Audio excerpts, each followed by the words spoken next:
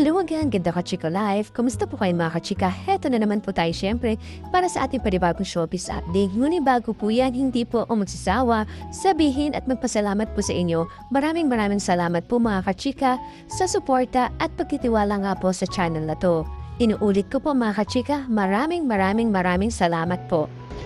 Trending nga po ang isang loyal fan ng Sex Bomb Girl matapos nga po makabili ng ticket para nga po sa Rewind 5 dance concert nga po ng iconic group. Kinaaniwan nga po ng mga netizen ang video na naturang female nga po na supporter ng grupo ni na Miss Rochelle Pangilinan at Miss Jopay Pagwa. Natuwang-tuwa nga po na makasecure na nga po ng ticket sa ikalimang araw nga po ng Sex Bomb concert. Mapapanood nga po sa naturang video na kuha ng isang nangangalang Kimberly May Michua ang ina nga pong beses na pag-split nga po ng netizen. Sa unang bahagi nga po ng post ay makikitang marami nakapila sa ticket booth nga po ng isang mall para bumili nga po ng ticket. Kasunod nga po nito, paulit-ulit nga po nag-split ang girl habang nga pong ipinapakita ang nabili nga po niyang concert ticket ng idol, niyang Sex Bomb Girl. Mapapansin mo naman sa mga galaw niya at pagngiti at pagtawa nga po at sa kanyang ganadong katawan na sobra nga pong iniidolo ang Sex Bomb Girl. Pinusuan nga po at nilike po ng sandamakmak nga po ng netizen ang naturang video at tinawag nga po ng fan na certified pinalaki nga po ng Sex Bomb. Kwento nga po ng uploader ng video na si Kimberly, nakakuha nga rin po siya ng kanyang ticket para nga po sa Rewind 5. Concert nga po ng Sex Bomb Girl ang gaganapin nga po sa Mall of Asia Arena sa February 8 na nga po 2026. Sobrang successful nga po ang unang gabi ng reunion concert ng grupo sa Smart Araneta Coliseum nga po last December 4, 2025 na nasundan pa nga ng Rewind 2 sa SM Mall of Asia Arena sa Pasay City noong December 9, 2025. At dahil nga po sa request ng mga fans na nagkaroon pa nga po ng ikatlo at ikaapat na round ang dance concert sa February 6 nga po at 7. Nababilis pa nga rin po na sold out, kaya naman umabot na nga po ito sa round 5. Samantala, hindi ko naman po maintindihan kasi nga po diretsahan nga po si Mr. Attorney Ferdinand Topacio na mas bet nga po niya manalong Best Actor si Mr. Piolo Pascual kaysa nga po kay Miss Vice Ganda. Itinanghal nga po na pinakamagaling na actor si Miss Vice Ganda sa Metro Manila Film Festival 2025. Para nga po niya sa natatangin nga po niyang performance sa entry nga po ng Star Cinema, Viva Films at Idea First Company na Call Me Mother. Pero lantarang nga po sinabi ito ni Attorney Topacio sa madlang tao or madlang people na mas boto nga po siya kay Mr. Piolo Pascual na manalong Best Actor para nga sa pelikulang Manila Finest under Empress Ventures nga po, Signal TV at Spring Films. Sa naganap nga po na press con para nga po sa Pilipinong Spring ni Pagi na pinudyos nga po ng pag-aaring movie outfit ni Mr. Attorney Topacio, Noboradyo Film na bigay nga po ng saloobin ang kalalang abogado at movie producer tungkol nga po sa naparaang Metro Manila Film Festival. Maganda yung acting ni Vice, to be fair, but over Piolo Pascual as well in the Manila Finest. No way, no effing way. Ang mariin pahayag nga po ni Mr. Topacio na napanood daw pareho ang dalawang pelikula. Bukod nga po dito, muli nga po iminungkahi ni Mr. Topacio na alisin na sa pangangasiwa ng Metro Manila Film Festival Development Authority ang taunang Metro Manila Film Festival. Dapat na nga raw itong ibigay sa FDCP Film Development Council of the Philippines o NCCA National Commission on Culture and the Arts na siya na tamang ahensya para sa pagpapatakbo nga po ng naturong festival. Metropolitan Film Festival yan dati, ang daming magagandang pelikula niyan. May social message. Ang problema kasi, you have placed the movie industry in hands of people who know nothing about movies. Sabi pa nga po ni Mr. Topacio. Samantala, dumako naman po tayo sa iba natin showbiz update. Marami nga pong fans ang concern kay Mr. Bren Manalo matapos nga po kumalat sa online world ang mga resibong picture ng pagdidik nga po ni na Miss Mika Salamanca at Mr. Will Ashley sa Hong Kong. Sa ating latest update nga po is na-feature na nga po natin sila. Mababasa nga po sa comment section ng social media ni Mr. Bren ang mga mensahe ng kanyang solid fans. Sabi nga po na nakomento na ating nabasa, "Let Bren shine on his own. He seemed fine even without ado."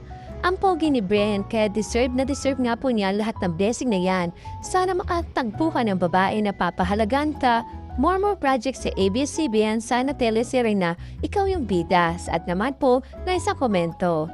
Sabi pa po na isang komentor, mas okay na suportahan si Mr. Bren as solo artist, payapa, tahimik at mabango. Saan naman po ito na isa nating komentor na atin ding nabasa? Bren deserved to be loved. Sa latest IG story nga po kasi ni Mr. Bren ay napansin nga po ng mga netizen na parang may cryptic post daw po ito. Wala naman pong nilagay na caption ito si Mr. Bren sa photo na pinost nga po niya. Pero kapansin-pansin nga po ang ginamit nito audio o kanta sa nasabing IG story. Ang trending social media audio na kanta nga po Redemption na Quilt featuring Nims nga po ang ginamit ng collab team ni Miss Mika Salamanca. Tungkol na po ito sa pag-overcome sa hardship, pagiging successful at resilience against betrayal, and pain behind public success at mensahe nga po ng viral song. Bagay na bagay nga po raw ito sa pinagdaraanan na aktor ngayon. Samantala, marami pa rin pong fans na Mike Brent ang hindi naniniwala sa issue na kumakalat ngayon sa online world tungkol nga po sa pagkakamabutihan umano ni Miss Mika Salamanca at Mr. Will Ashley. Naniniwala pa nga rin po ang mga fans na gawa-gawa lang ito ng mga basher na gustong sirain po ang Mika Bren. Samantala, dumako naman po tayo sa pinakahuli natin showbiz update about nga po ito kay Miss Kim Chiu. Iniintriga nga po ngayon si Miss Kim Chiu. Tila nga po nagsiselos ang mga fans ni Miss Bella Padilla sa ginawa nga pong pa-black screening ni Miss Kim Chiu ng Metro Manila Film Festival movie nga po ni Miss Angele Panganiban noong nga pong weekend. Sunod-sunod nga po ang IG stories post ni Miss Kim Chiu para i-flex lang po ang pa-special screening niya sa Mary. Take note po ha, tinad pa nga po ni Miss Kimi ang best friend niya pong si Miss Angelica Panganiban sa kanya nga pong social media post. Congratulations Ma'am C, nakakamiss mapanood ang isa Angelica Panganiban sa screen. So proud of you Ma'am Shi. First of the many comeback, nag-iisa at walang kupas Ma'am Shi, sabi nga po ng dalaga.